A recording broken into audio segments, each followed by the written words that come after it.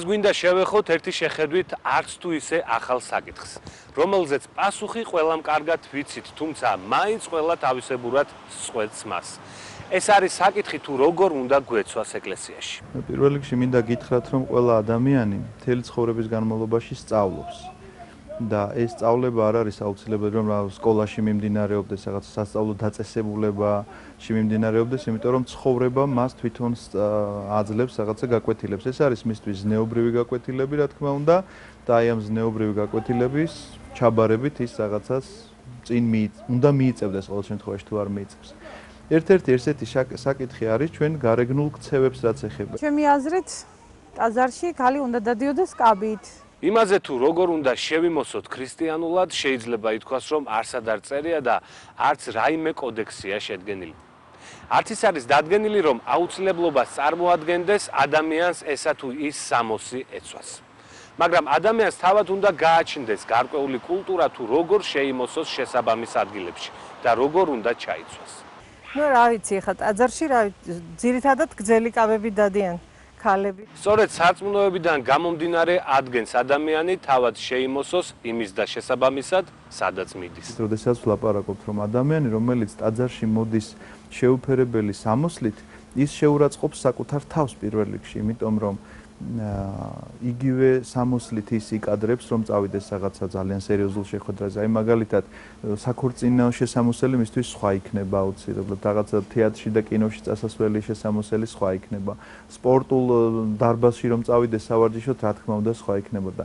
რატომ ტაძარი მისთვის შემთხვევითი შევლის საკითხია, როდესაც ადამიანი მიდის ტაძარში მოსალოცად, რა თქმა უნდა, შესაბამისად უნდა იმოსებოდეს ისევე, როგორც იმოსება, თქვათ, თეატრში წასასვლელად რაღაცას შეიცმევს და თქვათ ქორწილში წასასვლელად რაღაცას. ასევე მისი გარეგნული ქცევებიც უნდა შეესაბამებოდეს სერიოზულ გაწონასწორებულ ადამიანს როგორც შეფერის. ასე რომ ეს ყოველივე თითოეულმა ჩვენგანმა კარგად უნდა გააცნობიეროს, იმიტომ რომ ეს გარკვეულ პასუხისმგებლობას გვანიჭებს, რა თქმა უნდა, უფლის წინაშე, იმიტომ რომ ჩვენ როგორ ვიქცევით თითოეული სიტყვა თუ მოგვეკითხება, შესაბამისად მოგვეკითხება საქციელიც და ეს საქციელი, რა თქმა უნდა, ტანსაცმლის ტარებაც გახლავთ და სხვა რამ მოქცევის წესებიც გახლავთ, რომელიც შეიძლება არ ეთანხმებოდეს და არ შეესაბამებოდეს ქრისტიანულ სულს. ჩემი აზრით ეკლესიაში საერთოდ არ უნდა იყოს ამ თემაზე ლაპარაკი, გაცნობიერებული უნდა ჰქონდეს თითოეულ მართლმადიდებელს. არ აქვს მნიშვნელობა ეს, ქალი იქნება, კაცი, ბავშვი, ყველას უნდა ჰქონდეს გაცნობიერებული, როცა გვაქვს პრეტენზია იმასთან, რომ ჩვენ უნდა ვიყოთ მორწმუნეები, უნდა მივდევდეთ სარწმუნოებას, მართლმადიდებლობას, აი ჩაცმულობაზე საერთოდ სირცხვილია ლაპარაკი, როგორი ჩაცმულები უნდა ვიყოთ. არ უნდა გამოიყურებოდეს გამომწვევად და არ უნდა იყოს მაპატიეთ ამ სიტყვაზე ვულგარულად ჩაცმული, არა მარტო ეკლესიაში, ქუჩაშიც კი. საერთოდ მართლმადიდებლური აღსარებლობა არ გულისხმობს ძალადობას ადამიანს. ამითაც განსხვავდება ეს რელიგია სხვა რელიგიებისაგან. როდის გახდა სამოსი აუცილებელი ადამიანისათვის? ამაზე აი რას ამბობს ბიბლია? მაშინ როცა მოხდა ადამიანის დაცემა, თავდაპირველად კი ადამიანი შემოსული იყო სიწმინდის სამოსელით. ეს კი ნიშნავს იმას, რომ მაშინ არ ხდებოდა ადამიანის სიშიშვლის აღქმა. აქედან ჩდება ხელოვნური სამოსი, რომელიც თავად ადამიანმა გამოიგონა. ამ სამოსით იწყო მან შემოსვა, ადამიანსა და ევას სიშიშვლის დამალვა, იმ შეგრძნებების დამალვა, რაც სოდვამ გაგვიჩინა. ამდენად სამოსი გარკვეულწილად ადამიანს მიეცა იმ მადლის სანაცვლოდ, რაც მან დაკარგა სამოთხეში.